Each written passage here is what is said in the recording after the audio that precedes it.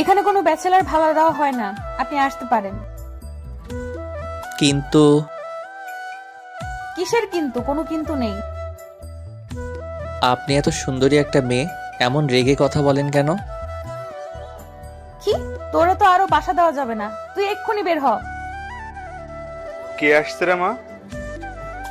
একটা ফালতু ছেলে আব্বু, খুব বাজে। কেন আসছে? বাসা ভাড়া নেই।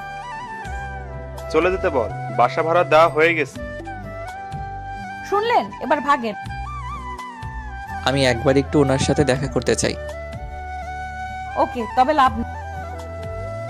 আসসালামু আলাইকুম আঙ্কেল। আরে তুমি, এই তোমার নাম যেন কি? সুমন। কেমন আছো? ভালো, আপনি? ভালো। আঙ্কেল, আপনি বাসার কথা বলেছিলেন। নিশি, তুই ওকে বাসাটা দেখিয়ে দে তো।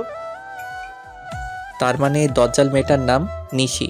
নামটা তো অনেক সুন্দর, মেয়েটাও তো অনেক সুন্দর, আঙ্কেলও তো অনেক ভালো, কিন্তু মেয়েটা এমন দজ্জাল হলো কিভাবে? নিশি অবাক হয়ে আমাদের কথা শুনছিল।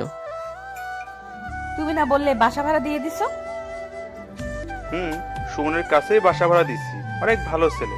তুই যা, বাসাটা দেখিয়ে দে। কিন্তু বড় ভাইয়া হয়, উল্টাপাল্টা কিছু করবি না। আচ্ছা। নিশি আমায় নিয়ে পুরো বাসাটা ঘুরিয়ে দেখালো, তবে সব সময় ফুসুর ফাসুর করে কি যেন একটা বলছিল। বিকেলে বাসায় উঠলাম। পড়ালেখার জন্য বাসা থেকে অনেক দূরে থাকতে হচ্ছে, কিন্তু বাসা পাওয়া খুবই কঠিন। অনেক খুঁজে যখন হতাশ হয়ে পড়ছি, ঠিক তখনই এই আঙ্কেলের সাথে পরিচয় হয়। নতুন বাসার সব ঠিক করছি, এই অসময়ে আবার কে কলিং বেল বাজায়? আব্বু আপনাকে খেতে ডাকে। সমস্যা নেই, আমি রান্না করে খেয়ে নিতে পারবো। আপনি না গেলে আমারই ভালো, কিন্তু আব্বু বলছে আপনাকে নিয়ে যেতে। ও আচ্ছা, যান, আমি আসছি। মানে কি উল্টাপাল্টা বলছেন আপনি? কি বললাম আবার আমি? জান কাকে বললেন আপনি? যান মানে? ও যান। আবার? আমি কিন্তু আব্বুকে বলে দিব। রেগে যাচ্ছ কেন? আমি তোমায় যেতে বলেছি। আপনার সাহস তো কম না, আমায় তুমি করে বলেন।